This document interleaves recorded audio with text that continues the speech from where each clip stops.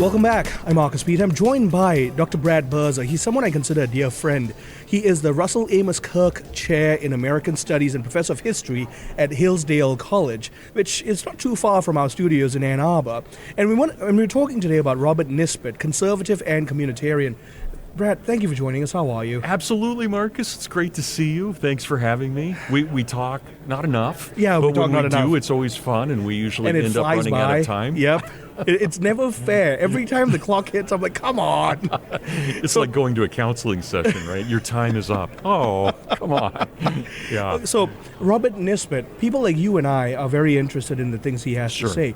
And the truth is, he's one of those authors that I believe the average American should at least be conversant in his thought of. So tell us about him. Tell us about his contribution to kind of public theology. He's an amazing guy. I was actually a little surprised because we're here at Acton. I was a little surprised they wanted me to talk about him only because he's so skeptical on religion. Mm-hmm. He's not a Christian humanist. He's a humanist, but not a Christian humanist. But let me put the positive on him, and maybe we can talk about his religion. So Robert Nisbet comes from California. He is born in 1913, dies in 1996.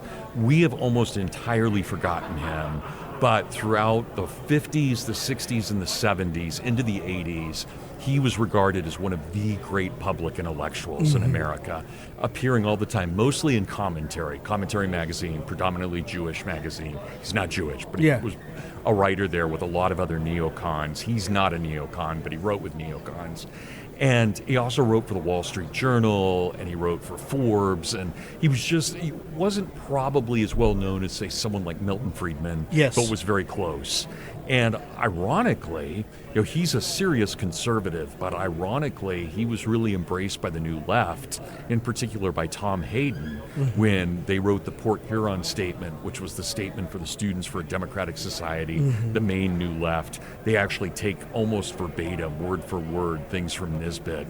Nisbet didn't appreciate that. He's very much a man of the right, but he also recognized that this desire for community, which he writes about, was so predominant that you could find it both in the left and the right. But other than that, Marcus, there's nothing really unusual. There's one scandalous thing in his life, and one thing that's was not unusual for his day and age. He fought in World War II and fought at Saipan, which was one of the most brutal battles in the Pacific. But we have no recollections, nothing. He never talked about it. And then he also had an affair with his secretary and ended up losing his marriage over that. Those are the only two unusual things. Otherwise, he is a pretty straightforward, staid academic. And so when we look at Nisbet, it's not like Russell Kirk, who's just eccentric and fun and weird. It's not that. It's a normal guy who's brilliant and absolutely brilliant, but a pretty normal guy. And so, I'm working on a biography of him. There's not a lot of oomph in that biography. There's a lot of good ideas, but not a lot of spectacular things happening overall. But spent his career at Berkeley, and was tenured at Berkeley. Then from Berkeley, he founded UC Riverside, which was meant to be a liberal arts school in the California system. And then he went to the University of Arizona for a few years, and then ended up at Columbia University and had the most prestigious chair in America, the Albert Schweitzer Chair at Columbia. And then he retired. But he retired too early. He had this fear that he would mentally degrade. And so he retired as a very young man because of this fear, and it never came true. He was totally fine until he died. I was going to bring that up. If I'm remembering correctly, that he stepped down for fear that he wouldn't be able to, his faculties wouldn't be as sharp. Yeah, and it's unfortunate because they were. He was totally fine. So he had a kind of weird retirement where I think he was bored. And, he could have been so much more productive in the classroom. It's unfortunate. Marcus, you didn't ask me this, but I'll tell you this. I'm 58, so I've got a bit, I think, right? God willing. I really want to die in the classroom. I want to be in the middle of lecture, and I want to just fall over. I think it would just be the greatest way to go. So it would totally freak out the students, right? They would never forget me, and then I could haunt the building for my time in purgatory. I've thought this all out. So that's how I'm viewing it, but we'll see what God has in store. Well, if that's the case, should I plan to die in the recording studio? Absolutely, right, absolutely. Well, I think about, John Quincy Adams was on the House floor, and he went back to his desk, and he just fell over. He was keeled over, like, yeah. That's the way to go, right? It's just great. Who wants to have long suffering? Is much better than a Hamiltonian way of going. So, Yes. so going back to Nisbet, I know him from two of his works, which is A Quest for Community and the Twilight of Authority. Oh, yeah. Right? And in both of these, it becomes abundantly clear that he realizes that a big part of the human condition, as a kind of natural framework, is if we don't not only create communities, but honor the preservation of intermediate institutions, we are going to run the risk of creating isolated individuals who are dependent on extremely large institutions. I mean, he wrote this in the early 1900s. Yeah, beautifully put, Marcus. I mean, you just put it better than I did in my talk. That's doubtful, exactly right. Oh, no, I mean, that's great. And he's... So what Nisbet says, and of course he's deeply influenced by Aristotle, man is by nature meant to live in a polis, right? But that doesn't mean the man is naturally political for Nisbet. Nisbet really believes that the political sphere needs to be as limited as possible. And so the problem in the 20th century is we've lost our traditional communities, and so we make them up. And we become fascist or communist or national socialist or even radically democratic, right? These are all false communities. Or with the digital arena, online tribalistic. Exactly. In fact, we were just talking about that. It's really interesting to think, what would Nisbet say about social media? And I'm not sure. I get on Twitter, and I'm shocked at how rude people are to one another. And of course, I still keep getting on, which is my own fault. But then I'll get on Facebook, and I'll say the same thing, and people are very sympathetic. And I wondered about that. It's like, why would one community, maybe because on Facebook you actually see visuals, whereas on Twitter it's just text? I wonder if the attraction to the age demographic has a lot to do with it. Maybe. I have no idea. Yeah, I am no expert on this at all. I will always note that I can say the same thing on Facebook and get a lot of sympathy, say the same thing on Twitter and get hate tweets. Bizarre. And what's funny is, I know the kind of things you say. It's not the kind of things that's going to poke the bear. It's I try sense. not to. I can be a little obnoxious, but no, but they're thanks, commonsensical. If one is thinking rightly, they're commonsensical, which speaks to the kind of wisdom that someone like Nisbet would warn us against. Right. That without a proper sense of community, and also without a proper sense of knowing how to think rightly about community, we will run the risk of becoming not just isolationists, but we'll start longing for community anywhere we can find it. Anywhere we can find it. And we will make false community everywhere if we do that. And again, that doesn't seem... It makes sense to us now in 2026, but when Nisbet made that argument, it was revolutionary. Yes. It truly introduced... And, great that it's become commonsensical, but it wasn't at the time. It was pretty radical when he said it. And the reason why it wasn't is because structures of subsidiarity in community were ingrained into the culture. Yeah, and ingrained to the human person, right? We are meant to relate to one another. This is one of Nisbet's greatest points.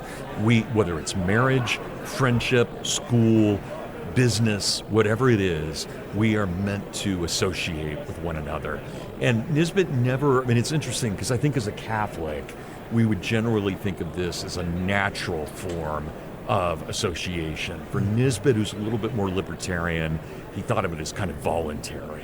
So you think about what we're doing right now, Marcus. In a sense, we've got a friendship. That's right. This is the first thing we said about when we started this interview. Yeah. We let that be known. That's right. We crave that. And I would love it. I'm not proposing this right now on the air, but I would love it if I drove up to Ann Arbor and you and I got a drink. Absolutely. That would be great. Right? That's so natural, right? We want to do that. And so many things in society prevent us from doing that. And frankly, even something like Twitter prevents us. If I'm spending time on Twitter, I'm not with my friend. Yeah. And so I think that we've lost in many ways that ability. And we also... So let's pause right there. Yeah, sure. We're going to take a break. I'm talking with Dr. Brad Birzer. The man is a wealth of wisdom, but he's also a professor at Hillsdale College, and he is delivering a lecture on Robert Nisbet and the wisdom we can learn in terms of community. We're continuing on the other side of the break, so stay tuned. I'm Marcus Peter.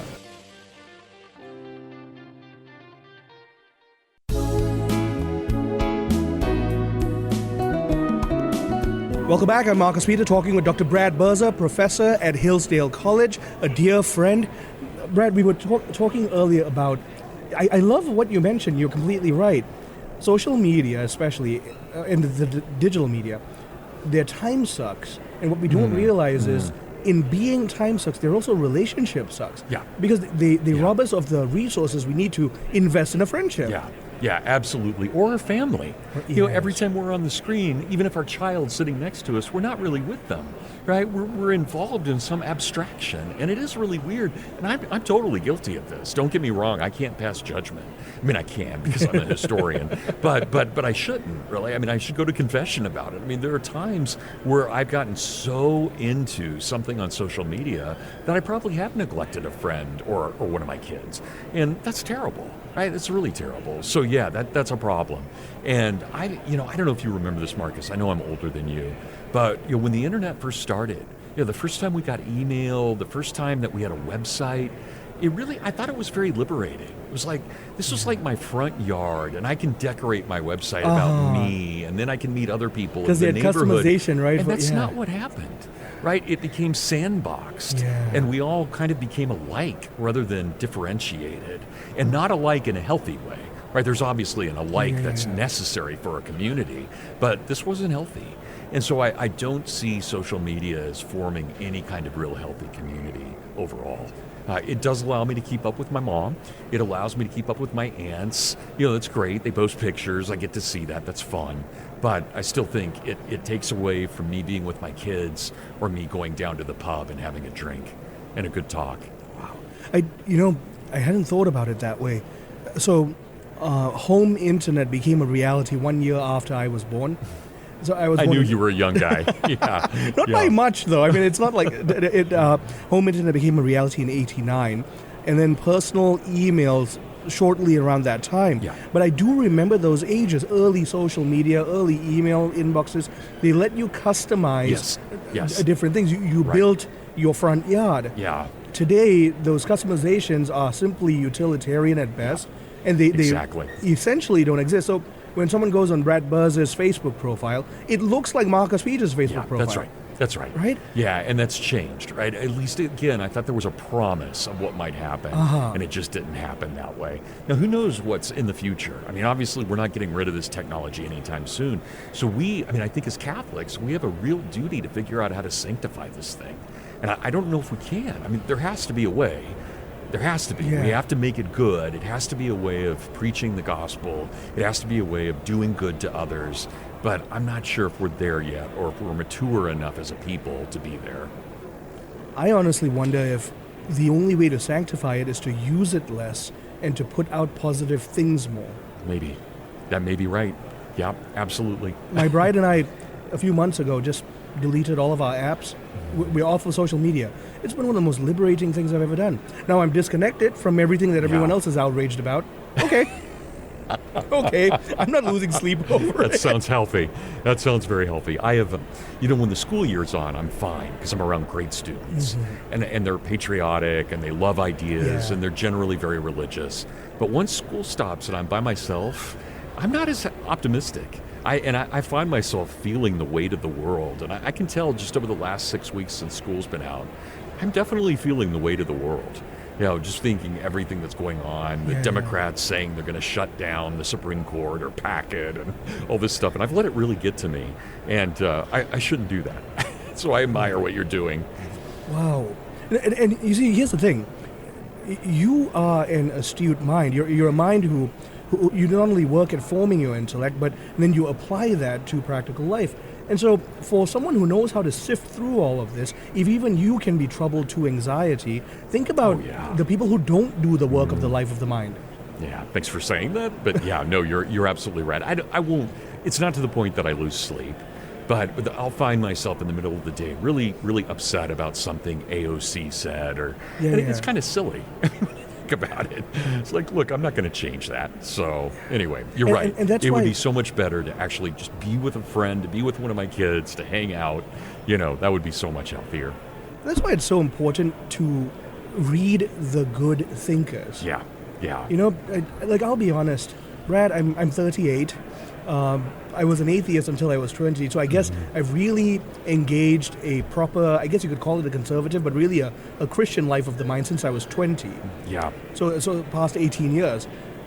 I know people say read differing viewpoints for the sake of learning how they think, and that's true, but I also read the good thinkers so that my own thinking can be formed in the right direction. Absolutely. And that's where when we're talking about someone like Nisbet, he's so brilliant, but I also want to be careful because he's not Christian, right? And so I think there's a greatness to him, but there's a greatness that I don't necessarily want to imitate. Whereas someone like Russell Kirk, I would really like to imitate, right? And I will never be as eccentric as he was. But, there's something about him that's just delightful. And again, I think Nisbet's great, and he's brilliant, and I want people to know about him. But I would rather they know about someone like Russell Kirk or Marcus Peter. So, and the more we learn about these people, the more we can then speak into the spheres, to borrow Abraham Kuyper's language, right? Yeah. To speak into these different spheres, whatever the spheres might be. Right. Because, so you've been given the great avenue of Hillsdale College and all the other expansive spheres that you've been given. Yeah. But we have a moral onus here. Whether we like it or not, we can't let society get corrupted. No, that's right. And I know we're at America 250. I really believe in the Republic. Yes. I really believe, and I believe that being born in a republic is such a privilege that we have a duty to the common good. And this republic. The first modern republic in history since the fall of Rome. And in fact, if I may, I actually do dare say it, the greatest republic I agree. in human history. What other country has begun with, we hold these truths to be self-evident? The greatest sentence outside of Scripture.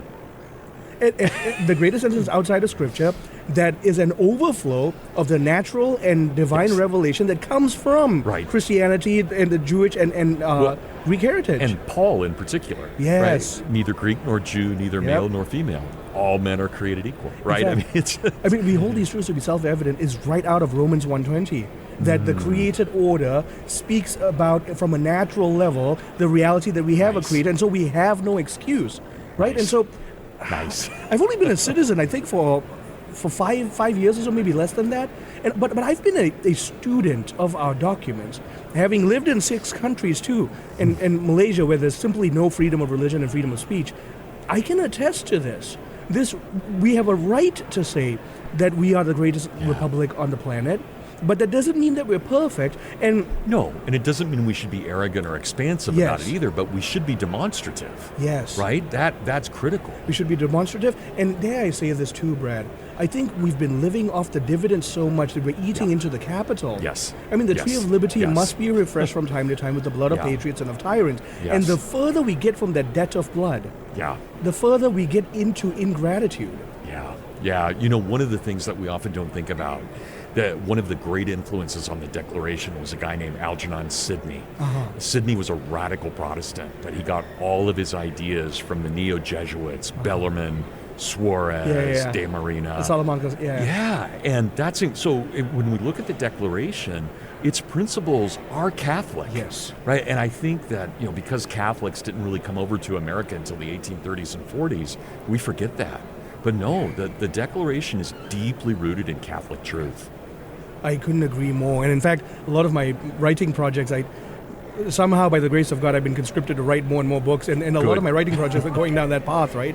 And so, just very quickly, in about 10 to 20 seconds, for our listeners right now, in terms of being Catholic in this republic, a quick exhortation. Well, we have everything to be proud of. We're latecomers. This country was founded as a Protestant country. There's no question about that. We were in a specific minority. But it's our principles that animated. Think about things like common law, natural rights. These are all deeply rooted in first the pagan, Aristotelian, and then later the Christian tradition. We baptized them. It was the Catholics who baptized common law. We baptized natural rights. We baptized natural law. So we have nothing to be ashamed of. We're as much America as anybody else. Praise the Lord and amen, my brother. I've been talking with Dr. Brad Birzer. He's a dear friend, and he is the Russell Amos Kirk Chair and Professor of History at Hillsdale College. And we've been talking about, we started with Robert Nisbet, but really expanded the conversation into the Catholic roots, identity, and implicit heritage that we have here in this wonderful Republic of the United States of America. Stay tuned. I'm Marcus Peter.